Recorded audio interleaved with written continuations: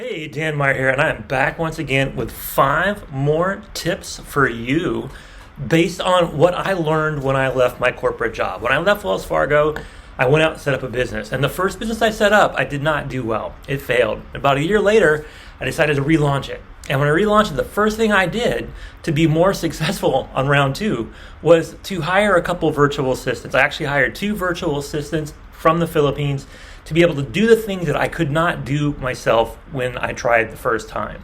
So I've learned a lot about virtual assisting ever since. In fact, I own an agency, Sonic VA. I've been hiring and placing Filipino virtual assistants with American businesses for over 10 years now. So these are the 5 things that I think you need to know about if you're going to launch your own business or you want to scale your business you already launched and you want to use a virtual assistant, right? So the first thing you have to do is to clearly define the skills that you're looking for. So make a list of all the things that keep you busy and start looking at certain things that keep you busy in your business or as you're planning to launch your business that you don't have to do yourself. And when you identify a few of the things, think what the skills required. Okay, so maybe you want to have a YouTube channel, but editing videos takes a lot of time. So you want to find someone who can edit some videos, but not just edit the videos, also make some graphics, do the sound effects, do the word pop-ups, do the different things to kind of like a thumbnail and an intro slide, things like that. So you want a graphic designer / video editor. Or maybe you have a bunch of contacts in your emails and on LinkedIn and different social media platforms that you want to put into a database. And you want to have this database, a simple spreadsheet that you can use as a tracker to figure out who you're reaching out to talk about doing business with them. Whatever it is, you define these skills, and that's where you start. You want to find a virtual assistant that can do a couple of things that you could do yourself, but would be more efficient to have somebody do them for you. So once you have those, then you actually recruit the candidates, right? So you recruit for specific skills, right? You go on, you put posts out there. You can do it on LinkedIn, you can do it on Indeed. There's this great website called Online Jobs PH for Philippines.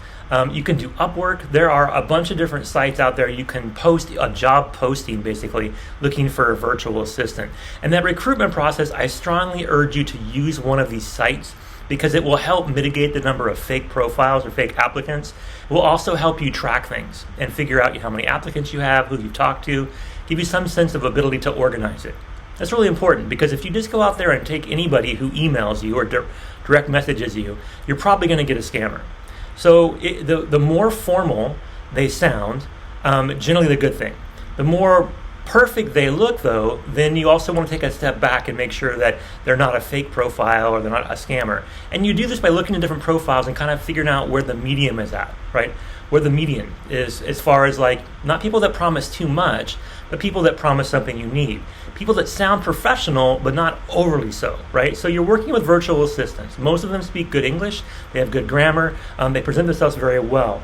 The question is, do they back that up? So when you do the interview, that's when you really find out, right? So you always want to interview somebody on camera. Don't ever hire somebody who won't go on cam. Even if they tell you their cam's broken or they don't have good Wi-Fi, then don't hire them. Hire someone you can make eye contact with. And make sure that you ask questions to ensure that they match up to the resume they sent you. Once you have that candidate recruited, that you have someone you want to bring on board as your virtual assistant, then you have to train them.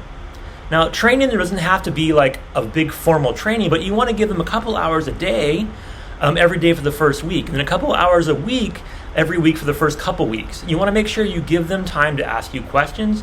You want to prompt them to ask questions. If they don't ask themselves, then you ask them of them. You make sure they understand. You give them the tools they need, the access they need, and you let them go out there and do stuff. Ask for them to report their work. Ask for them to track their time. You should expect some kind of end-of-day or end-of-week report to make sure they're doing what you want them to be doing.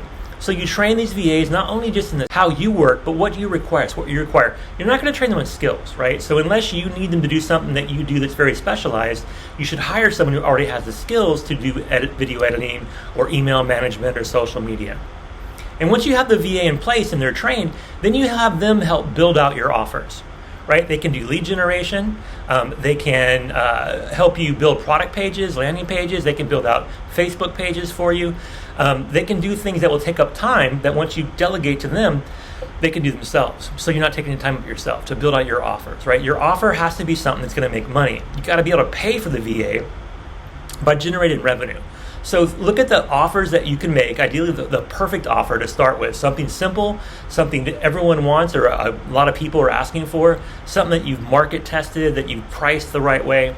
You get that offer out there and let the VA help you manage it, whether they're creating content, managing content, whether they're doing lead generation, whatever it is, you help them generate business. Don't have them do a lot of things that don't make money. So think about what it is in your business that you need to do to make money and delegate those things first. A YouTube channel, if it's talking about your expertise and you're sharing your IP, your intellectual property, with your potential audience, with your potential customers, then that makes money in a sense, right? Also, if you want to do something where you're doing an email campaign or you're looking to do lead generation, those things generally tie back pretty quickly to an ROI. Focus on those things first. And the last thing is build a community. Whether it be on Facebook or LinkedIn or IG or wherever it's at, you want to build a community of people. Your VA should be helping you generate more followers, more likers, more subscribers by engaging as you or for you on your social media. You're going to get most of your business if you're successful because you're going to get referrals. That's how I sustained myself 10 plus years in being a virtual staffing expert. My VA agency mostly exists on referrals. We don't do a lot of marketing. We do very targeted marketing. I do certain things to help the business, stay top of mind with clients, former clients, and future clients. So your VA should be helping you build that community, right? So whatever it is you want them to do, again, their actions should help to get your message out there to a wider audience, to build engagement, to deepen your relationships with your current and future customers. So building community is what they really should be focused on, right? That's why you hire a virtual assistant, to replicate what you do, to free you up from having to do it yourself, to let you focus on what you do best. So make sure you have clear, defined skill sets. Recruit the candidates using an online platform. Train your VAs, put some time into it.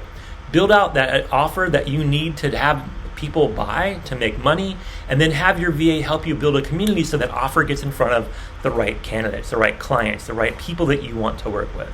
And that's how I did it, and that's how you can do it. So I hope that helps. This is my tips for today on why I left Wells Fargo was to set up my own business, do my own thing, and how I was successful was hiring virtual assistants. So finding the right VA. This is how I did it, and this is how you can do it too. So thanks a lot for your time.